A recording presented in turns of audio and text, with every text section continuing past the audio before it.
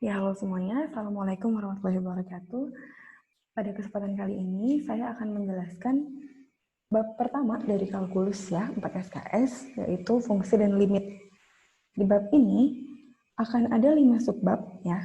Jadi, karena ini tentang fungsi dan limit, domain yang pertama ini 1-3 akan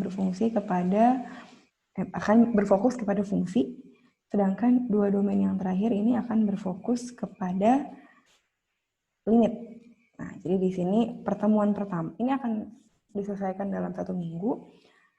2 pertemuan ya. Jadi pertemuan pertama kita bahas dulu fungsi, pertemuan kedua kita bahas limit. Oke? Kita mulai dari yang pertama, daerah asal dan daerah hasil atau domain dan range ya di sini. Nah, apa itu? Jadi ini oke lah, ini pasti udah pernah bahas di SMA ya, bahwa domain itu adalah daerah asal ya, di mana dia karena fungsi ini kan dia menghubungkan dari suatu himpunan ke himpunan lain ya.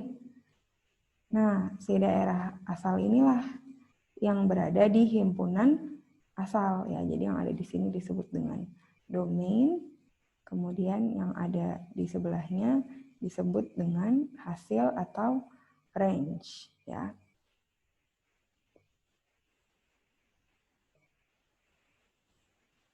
Jadi namanya fungsi gitu ya, di sini bisa ada satu domain gitu ya, atau beberapa domain, yang ternyata hasilnya adalah range yang sama gitu ya. Jadi ini kan dari 2 sama min 2 hasilnya sama-sama ke 4 ya. Gitu, karena fungsinya adalah X kuadrat dan itu nggak masalah ya. Gitu.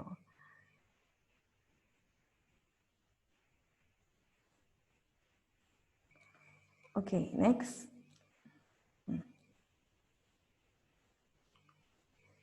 Nah, ini contohnya ya, misalnya kita punya fungsinya adalah X kuadrat plus 1. Kemudian di sini sudah ditentukan daerah asalnya ya. Nah, berarti kita bisa menentukan bahwa di sini kita punya range-nya apa, tinggal kita petakan, kita masukkan seluruh daerah asalnya ke fungsi yang dimaksud, kita akan dapat range-nya berapa gitu ya. Nah, kalau memang nggak disebutkan daerah asalnya, berarti kita bisa menganggap gitu ya bahwa daerah asalnya adalah himpunan bilangan real terbesar ya. Ini disebut dengan natural domain atau daerah asal alami. Biasanya kemudian bilangan yang akan kita kecualikan dari daerah asal adalah nilai-nilai yang menyebabkan hasilnya adalah tidak tentu gitu ya. Kita coba lihat contohnya ya. Nah, misalnya kita akan mencari domain untuk soal-soal ini ya.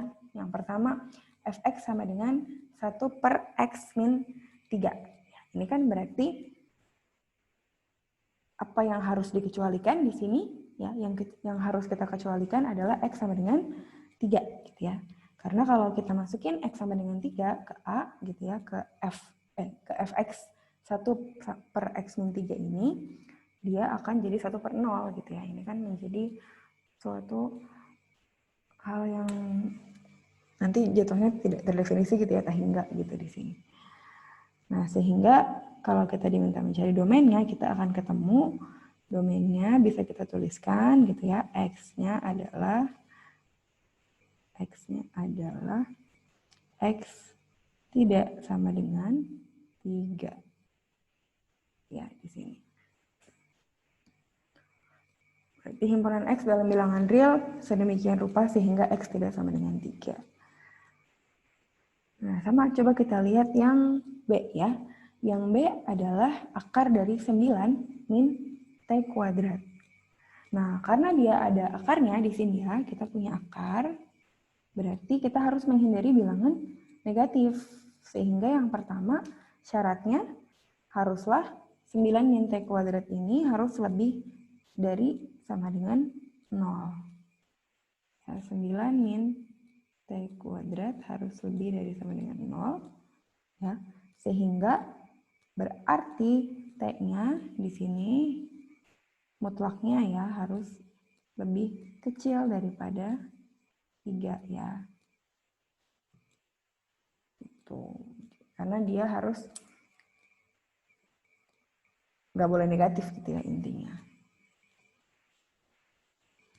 Ya, atau berarti nanti kalau mau ditulis dalam bentuk notasi gitu ya, ini tinggal kita kasih kurung kurawal ya, T kurang dari sama dengan 3. Atau kalau pakai interval ya berarti di sini adalah dari min 3 sampai 3. Itu untuk yang B.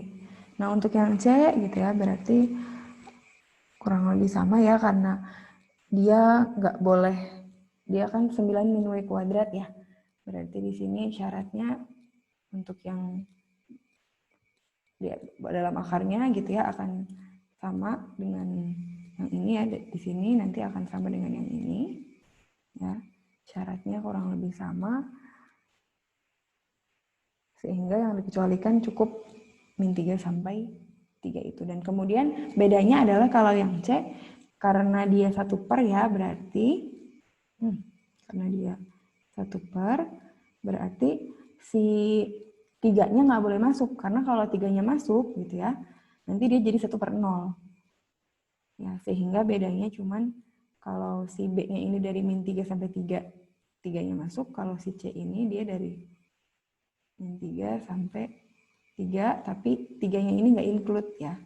Karena kalau 3-nya masuk, nanti dia jadi 1 per 0.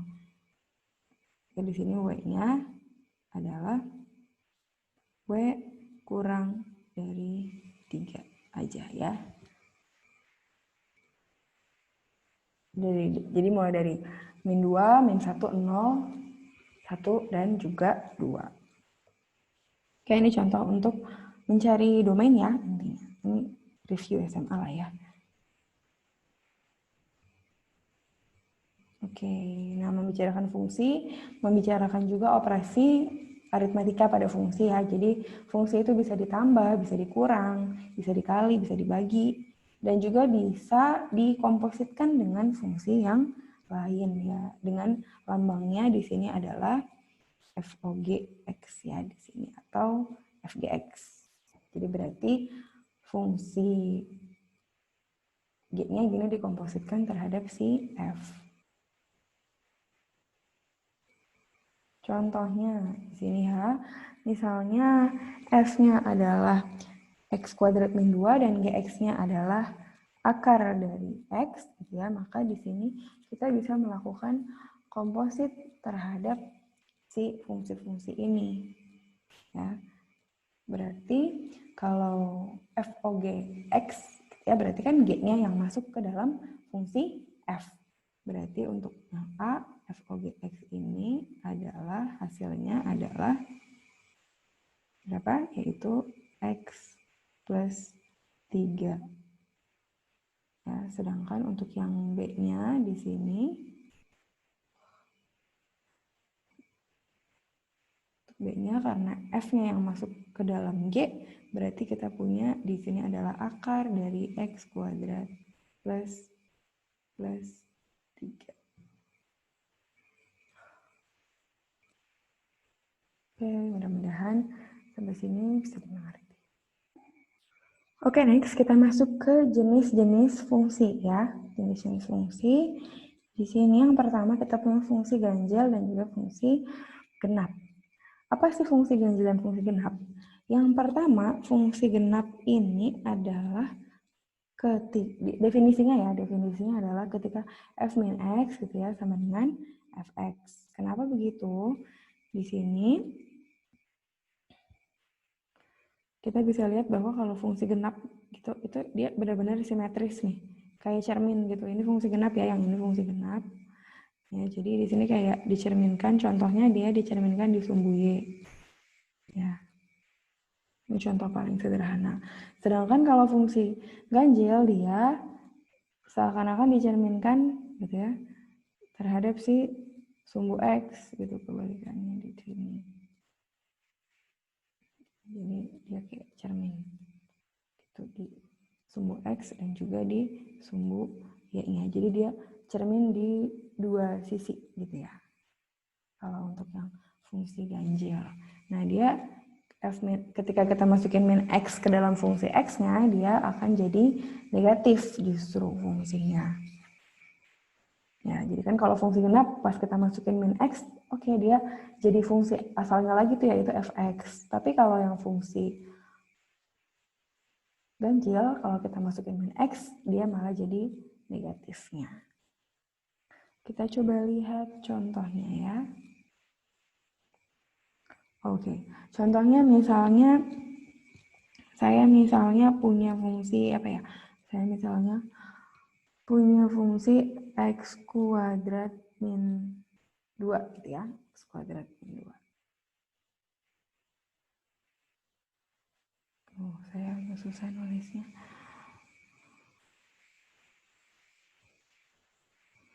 Saya punya fungsi x kuadrat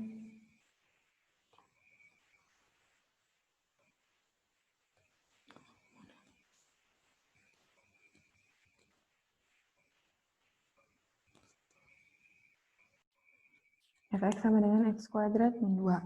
Nah, ini mau saya cek nih dia fungsinya ganjil atau genap. Berarti kan tadi harus saya masukin f min x ya. Nah, kalau f min x tadi masukin, hasilnya apa? Ternyata dia tetap jadi x kuadrat min 2 kan? Berarti dia adalah fx gitu. Nah, karena ternyata dia tetap jadi fx, berarti berdasarkan definisi tadi, f min x sama dengan fx, dia adalah fungsi genap. Gitu ya. Nah, itu kan ini grafik x kuadrat min 2 ini itu kalau kita gambarin gitu ya, dia memang adalah sebuah fungsi yang dia simetris terhadap sumbu Y. Jadi di sini min 2 gitu ya. Kemudian di sinilah grafiknya x kuadrat min 2 gitu ya. Oke.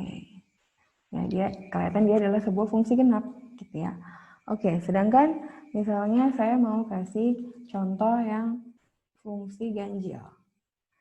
Fungsi ganjil misalnya apa ya? Misalnya fungsi ganjil yang paling gampang coba pangkat 3 biasanya. Ya, kalau kita bikin pangkat 3.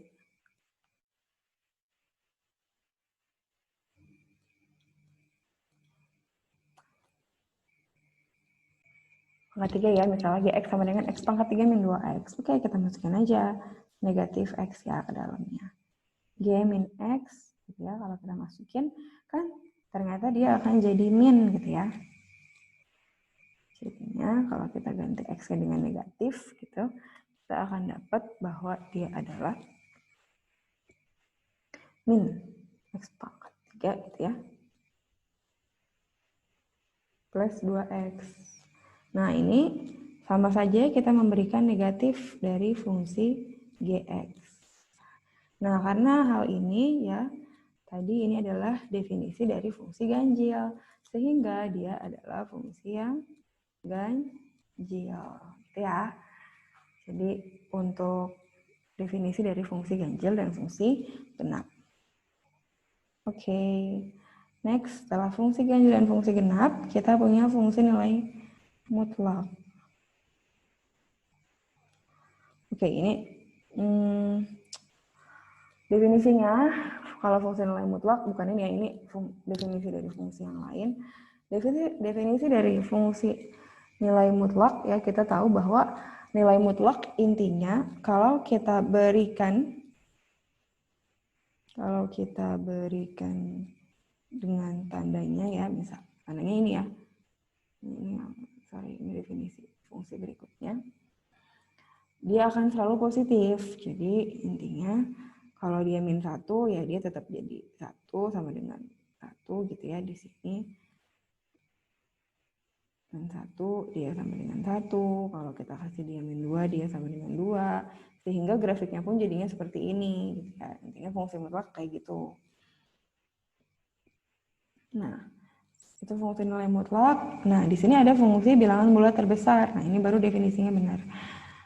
Adalah bilangan bulat terbesar yang kurang dari atau sama dengan X. Nah, maksudnya gimana? Ya. Jadi di sini kita harus perhatikan bahwa dia bilangan bulat terbesar gitu ya. Tapi di sini dia kurang dari atau sama dengan X. Jadi contoh ya, kita langsung ke contoh aja. Misalnya saya punya dengan fungsi bilangan bulat terbesar ini ya, dia ini lambangnya adalah, jadi kita kasih kurung dulu ya, kurung dulu di luarnya, baru di dalamnya ada nilai mutlak gitu. Gini jadi lambangnya, ini X maksudnya. Maksudnya X ya. Nah, oke.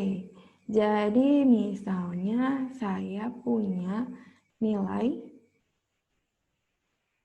saya coba langsung ke contoh, saya mau 3,1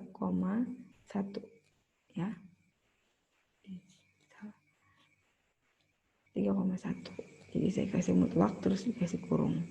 Nah, kalau di dalam fungsi bilangan bulat terbesar ini, kan tadi dia mintanya yang bilangan bulatnya terbesar, tapi lebih kecil atau sama dengan X.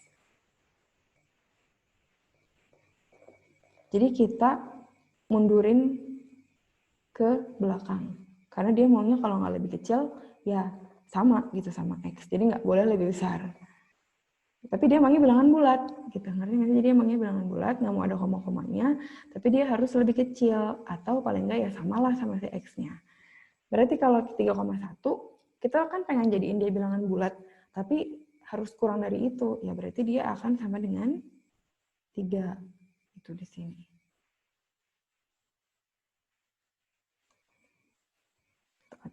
Jadi kita tarik ke belakang sih di sini ya. Atau misalnya saya di sini punya berapa misalnya? Punya 2,7. Ya berarti kan kita pengennya dia kurang dari itu. Ya berarti ini adalah 2. Intinya kita tarik ke belakang. Ya. Nah, tapi harus hati-hati kalau misalnya dia jadinya negatif. Misalnya saya punya min 3,1. Min 3,1. Nah, ini kan ditariknya ke belakang juga ya. Ke belakang. Berarti dia pengennya lebih kecil. Nah, di sini yang lebih kecil berarti bukan min 3 ya. Min 3 kan lebih besar daripada min 3,1. Berarti kita tariknya ke belakang, yaitu min 4. Gitu. Di sini. Ya, jadi kalau kita ngomongin negatif, di sini misalnya saya punya bilangannya negatif, min 3,1 tadi ya, dia akan kita tarik ke min 4. Ya, gitu juga kalau kita punya bilangan bulat yang lain tapi bentuknya negatif, kalau kita punya min 1,5 ya. Nah, ini jangan ditarik ke min 1 ya. Ingat kita harus tariknya ke min 2. Nah, ini bisa dilihat juga dengan definisi dari grafiknya ya, bahwa misalnya kita fokus ke 2/3 ini dulu ya, ke interval 2/3, yaitu grafik yang ini gitu ya. Berarti untuk fungsi bilangan bulat terbesar ini ya, semua nilai yang ada dari 2 sampai 3 ini nilainya adalah 2 loh. Jadi dia ditarik semuanya ke bilangan bulat terbesar 2. Makanya di sini ya, di 2-nya ini dia terisi penuh gitu ya. Sedangkan di 3 ini dia justru jatuhnya limit sih. Jadi misalnya kita punya 2,99 gitu, dia nggak akan terdefinisi di 3 gitu, dia akan terdefinisinya di 2. Nah, dia loncat lagi terdefinisi di 3 ketika apa? Ketika bilangannya bulat 3 gitu ya. Makanya 3, 3,1, 3,11, seterusnya sampai 3,99999. Terus dia putus lagi nih, in-continue lagi di sini. Nanti dia ada lagi di mana ya? Di 4 gitu, terisi lagi di 4 dan seterusnya gitu. Jadi dia grafiknya adalah putus-putus gitu ya, tidak kontinu. Nah, ini adalah fungsi bilangan bulat terbesar.